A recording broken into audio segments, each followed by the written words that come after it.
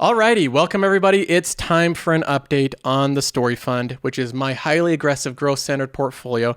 We're going to be looking at that. I'm going to be giving my thoughts on the big market sell-off of the technology companies, the high multiple, high growth, aggressive type of companies. They've been selling off like crazy. They've been getting clobbered. So we'll be talking about that. But I also want to go over my three biggest convictions, the stocks that I'm investing the most in out of any growth companies, because I've convinced myself that these offer good value. And I want to explain why I'm investing in them. So we'll be going over those as well. Now, first of all, let's take a look at what's happened over the past couple weeks, even the past month and a half. If I look in the past week, the Story Fund, which again is a highly aggressive growth-centered portfolio, lots of technology companies, lots of companies that are growing rapidly but are trading at high multiples, it's down 4% for the week. That's a little bit of a blow. Then if we look at the past month, it's down 6.67%. And keep in mind that at some point it was up quite a bit. So it's gone from having a lot of gains, being up like $14,000, $15,000 in the green, to now just being up $3,300. So it's really been hit. In fact, if we compare this to the S&P 500, this is the Story Fund, my portfolio in blue, benchmarked against the S&P 500 in red. You can see the performance over time. For a long time, I was beating it. I was well above it. And then the sell-off in these growth names started to happen, and it accelerated, and the returns just plummeted. In fact, the Story Fund went from being positive 27% to now only being positive 7.5%. Meanwhile, the S&P 500 has made gains, but they still have been pretty flat. It's up 11.67%. So as of right now, if I sold out of my portfolio right now, I wouldn't have made as much money as if I had invested in the S&P 500. And that can be discouraging. If you're looking at this and you're thinking, man, I might as well just buy the index if I can't beat it, keep in mind the timeline. This is only overall like 6 or 7 months, which that's not enough time to really compare yourself against anything. So even though I was in the lead, back a couple months, I was beating the S&P 500, I always gave the caveat, look, I'm beating it right now, but this isn't a long time period. So we need to see how this plays out over the course of a couple years, because I'm still convinced that I have a really good chance of beating the S&P 500 after some time, after these companies that I picked have time to grow and their story really has time to play out. So let's go ahead and talk about my top three stocks and the reasons that I picked them. These are all companies that I think possess qualities that other companies simply don't have. And I'll go through some of those qualities. I have them listed right here. Now, this is actually pretty simple. I've boiled down the best investments into 3 different things. This is how I simplify it. I think the first thing is something everybody understands. Every video on YouTube, every piece of content that you view that has to do with stocks, everybody's in search for high returns. That's all you see. This stock goes up 2 times. This stock goes up 10 times, right? That is what people really get drawn to, is high returns. But there's a flip side of that. This is something that people don't talk about. This is the part that other YouTubers and other people forget about, is you want low potential downside. You don't want to seek high returns while taking on a tremendous amount of risk and subjecting yourself to the possibility of losing a lot of capital. So with the high returns, you want low potential downside. That means a low possibility of permanently losing your money. That is really important. So on social media, on TikTok and YouTube and Twitter and anything that you're viewing, you're always going to get people that talk about the high potential returns. That's always the first thought. People go to the high returns. They usually don't talk about the low potential downside. This is equally as important. We're looking for both of them, and we're saying we want high returns. We also want low potential downside. And then another thing that I value, and I think that it should be valued more, is the duration of these returns. For instance, you want investments that offer high returns, low potential downside, and they have a long duration. If an investment takes a lot of research and work, if you're working on this investment for like 2 or 3 months and you're putting together your thesis and you're really researching the company and you're learning about it and reading quarterly reports and you do all this work and you invest in the company and then it goes up 30% and your investment thesis is completed and you made 30%, that's great, but that's a lot of work to earn some money and then to have it stop. The best investments, the ones that we're really looking for, is where it doesn't stop at 30%, but it goes to 50, and then 100, and then 200%, and 300%, and so on and so forth. You want to be the person that invested in Coca-Cola like Warren Buffett, where it's just gone up thousands of percentage. It's returned dividends. It's gone such a long period of time giving him a return. You want investments that you can make the investment and then sit back for a decade and watch it earn you money and compound over long periods of time. So long duration is preferable. That doesn't mean that anything that's short term is bad or that you shouldn't do it, but this is the holy grail of investments. High returns, low potential downside, long duration. I think this defines the holy grail of an investment. So that's what I'm looking for when I'm looking for my top spots. Now, so keeping that in mind, we have high potential returns, we have low potential downside, and we have long durations. We can sit there and own this company for years and years and even decades and not concern ourselves with it. And we can just sit back and make money. What type of companies meet these characteristics? It's actually difficult to find. There's not that many amazing companies out there that meet all of these characteristics. My top conviction, my very top one, is Google.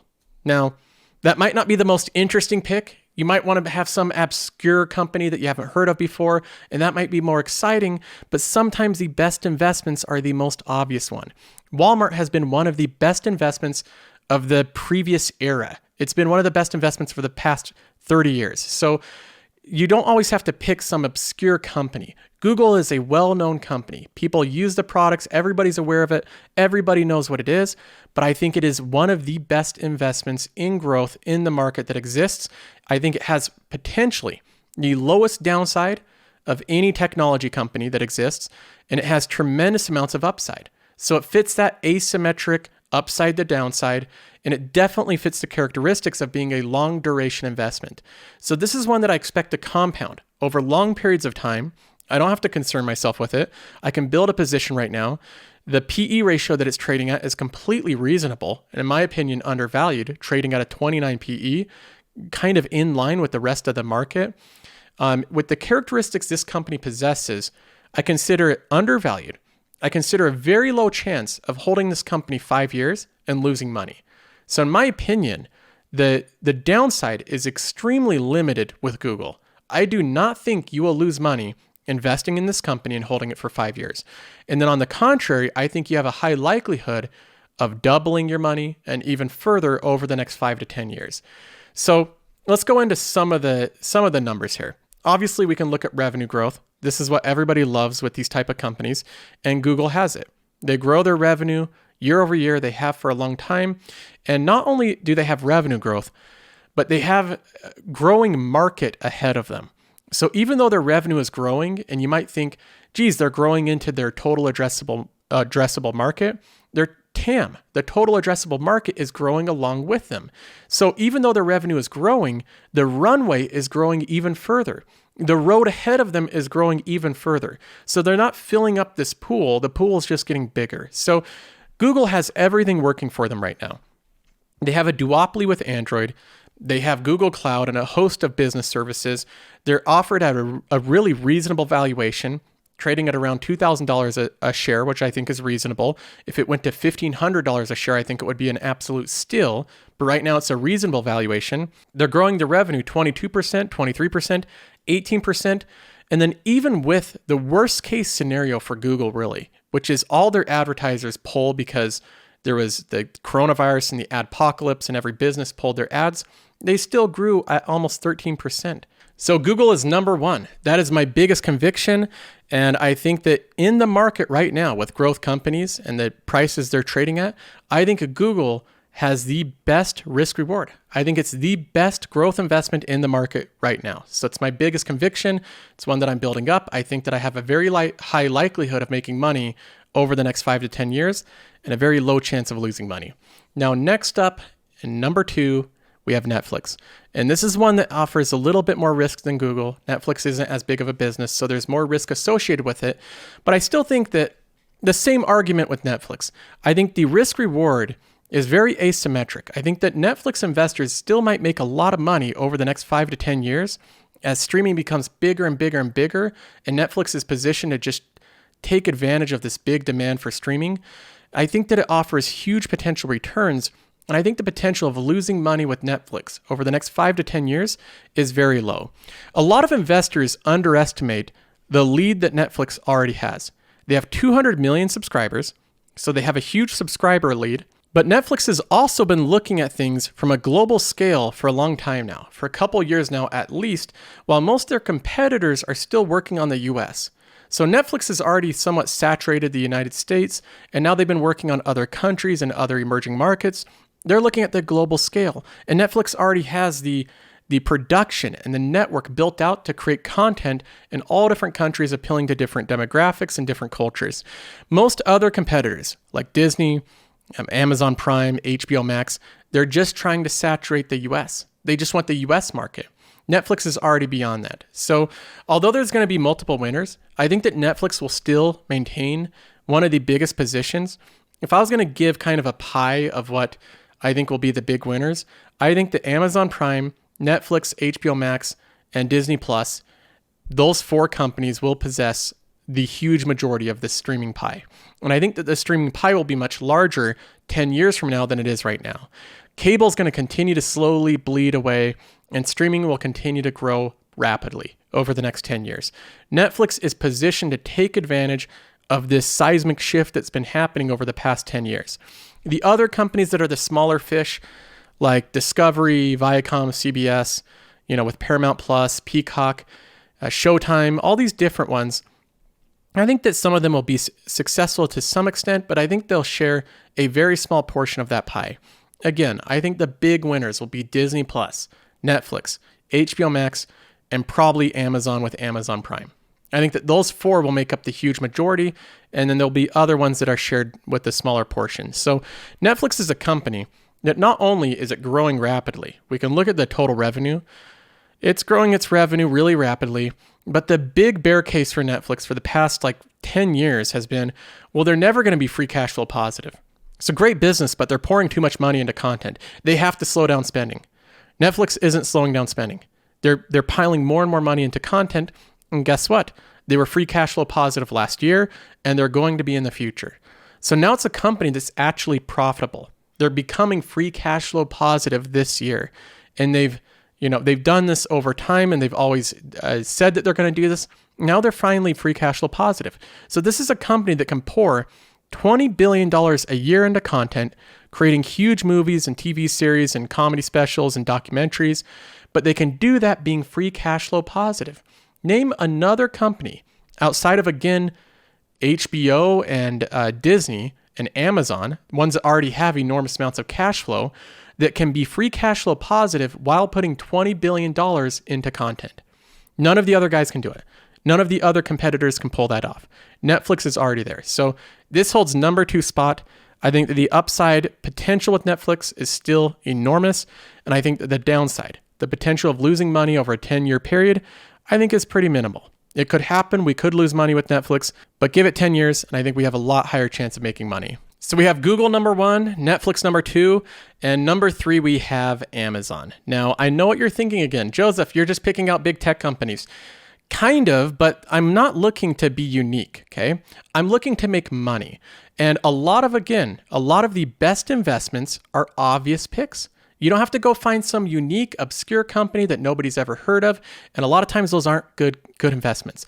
A lot of the best investments are the obvious ones sitting right before you. People didn't want to buy into Apple 2 years ago, but it was an obvious investment. Now they wish they had bought Apple 2 years ago. I'm looking at Google, I'm looking at Netflix, and I'm looking at Amazon, and I'm seeing that these are companies that have characteristics that can compound. They have superior characteristics to other companies. They have enormously high returns on their investments and returns on their capital.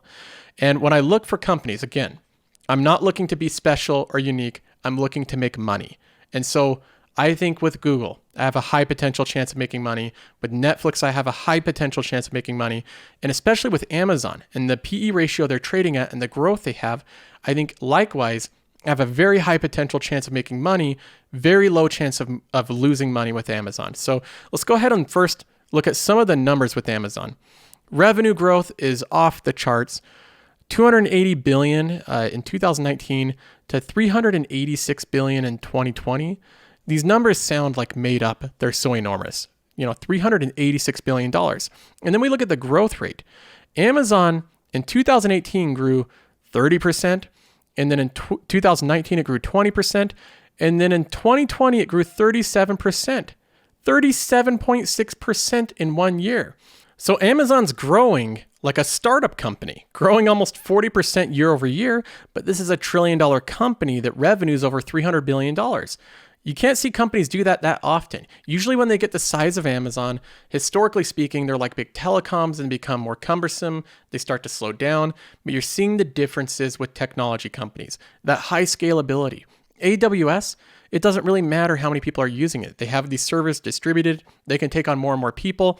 And the amount of income that they earn scales so well. Online retail, Amazon.com, that scales extremely well. They make more and more money. It doesn't cost Amazon more and more to run that business. And this company, like Google, with Google having different parts of their business all growing rapidly, Amazon has the same thing. They have AWS. That is a money-making machine. That is a huge portion of Amazon. They, of course, have the Amazon online retail. Online retail is only going to get bigger.